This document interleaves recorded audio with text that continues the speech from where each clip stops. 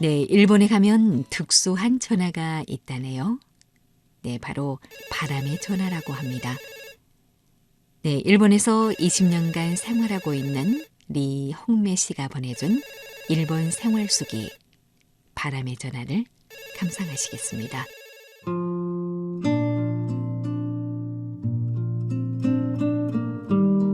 일본에 가면 바람의 전화가 있다. 2010년 노후 대책으로 일본 동북쪽의 이와테현 가미헤이군 오스치종에 이주해온 정원 설계사 사사키 이타루 씨가 갑자기 세상을 떠난 사촌 형에게 다 하지 못한 말들을 전하려고 뜰 안에 전화 박스를 만든 것이다. 전파가 없고 줄 없는 전화였지만 눈앞에 형님을 그리며 생전에 못 해드린 이야기를 하고 나니 슬픈 마음이 조금씩 달래졌다는 바람의 전화이다. 2011년 3월 11일 동일본에 해일이 발생한 후 갑자기 가족을 잃은 수많은 사람들을 위해 무료로 제공해주고 있는, 그래서 오늘에 이르기까지 전국 각지로부터 찾아오는 발걸음들이 끊기지 않는다는 바람의 전화이다. 시야를 점령해버린 푸른 바다, 거센 파도가 보내주는 바람이 얼굴을 스친다. 하늘 끝이 바다를 끄나하는 듯 너무나 잘 어울리는 천에 하늘에 비해 바다가 검은색임이 마음에 와닿는다. 그닥 멀지 않게 바라보이는 저 언덕, 수수한 동북인의 인품을 느끼게 하는 듯이 별로 가꾸지 않은 자연 그대로의 편안한 언덕이다. 그 언덕을 향해 나는 한참을 걸었다. 그 이름 없는 언덕을 찾아 몇 시간을 달려왔나. 잠시 울먹이는 무언가를 느꼈으나 인큼 차분한 마음을 되찾았다. 바람의 전화라는 글발이 나를 반갑게 맞아주었다. 아, 저거구나. 하늘나라와 연결이 된다는 전화가. 몇 년을 별렀는지 모른다.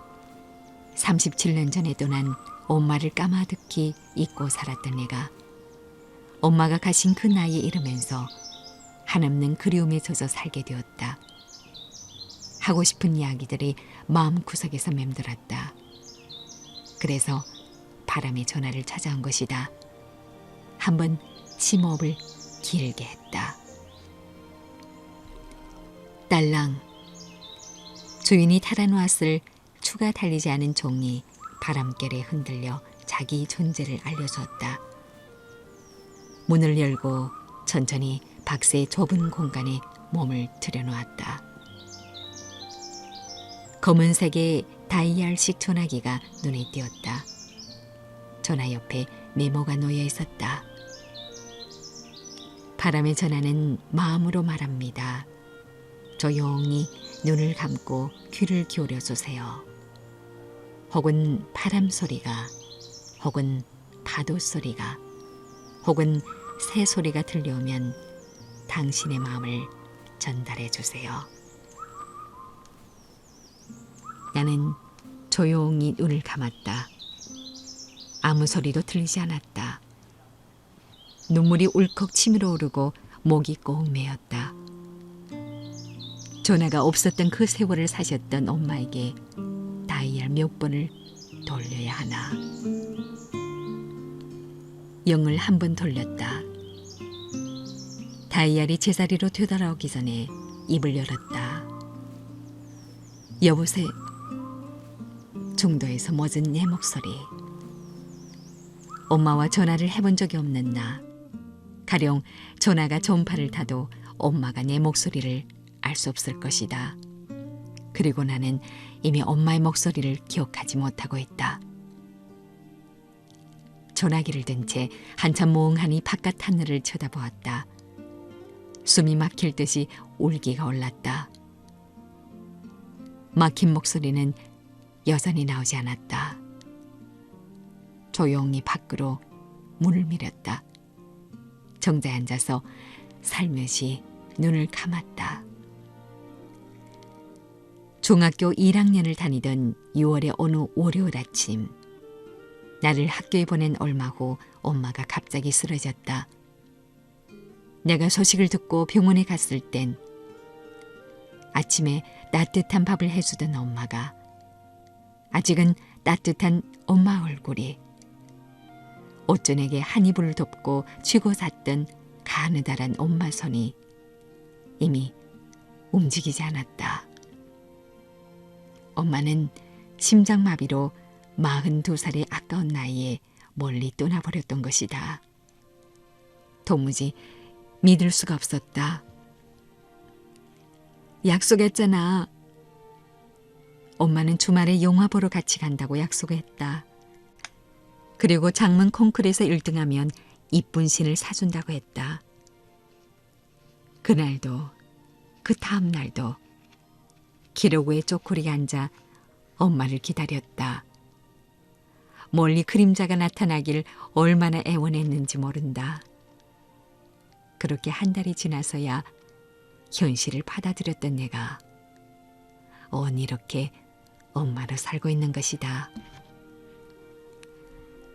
새소리에 눈을 번쩍 떴다. 파도 소리가 또다시 들려온다. 나는 하얀 작은 둥지로 느껴지는 전화박스로 다시 들어갔다. 눈을 지그시 감고 바람의 전화기에 다이아를 돌렸다. 엄마, 나 엄마 딸. 이제 엄마보다 더 나이 먹었어요. 결혼해서 아들도 낳았고 행복하게 살고 있습니다. 엄마, 갑자기 떠난 엄마 때문에 나 외로웠어요. 원망스러웠고 답답했고 보고 싶었습니다. 엄마, 동화책 빨간 구두를 읽어주시던 엄마의 목소리가 늘 위안이 되었습니다. 갑자기 전화박스 밖에서 가랑비가 내리고 있었다. 나는 잠깐 눈물을 머금고 말을 이었다. 그래서 아들한테 동화책 읽어주는 걸 등한시하지 않습니다. 엄마가 늘 소학교에서 가르치셨던 현대화가 이미 실현된 지 오래돼요. 로켓가 진짜로 하늘에 올랐어요. 지금은 전기 밥가마로 밥을 지어 먹어요. 음식도 냉장고에 저장하고요. 빨래도 세탁기로 해요. 엄마, 한복을 입는 사람이 적었던 그때 세월에 당당하게 한복을 입으셨던 엄마가 너무 멋졌어요.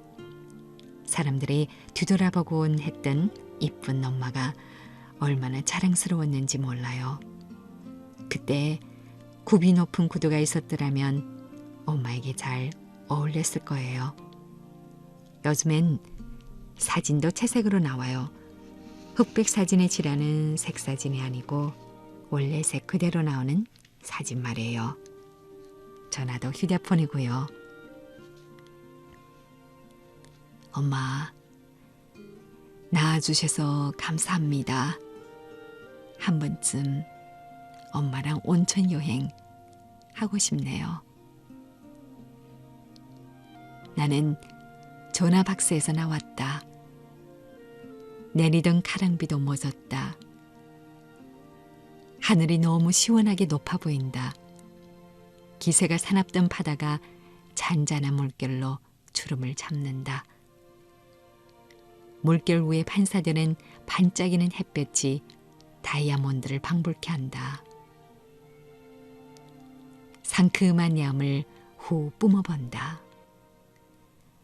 엄마 옷깃의 기미를 느끼듯 향기로운 엄마의 냄새를 맡은 듯 내 속의 내음도 엄마의 향기를 닮은 듯 평화롭고 아름다운 세상이 보였다. 울먹이며 바람의 전화에 다가서던 사람들도 웃는 얼굴로 전화박스에서 나온다. 한참을 서성이다 아무 말도 못하고 그대로 돌아 나와서 통곡하는 이들도 보인다.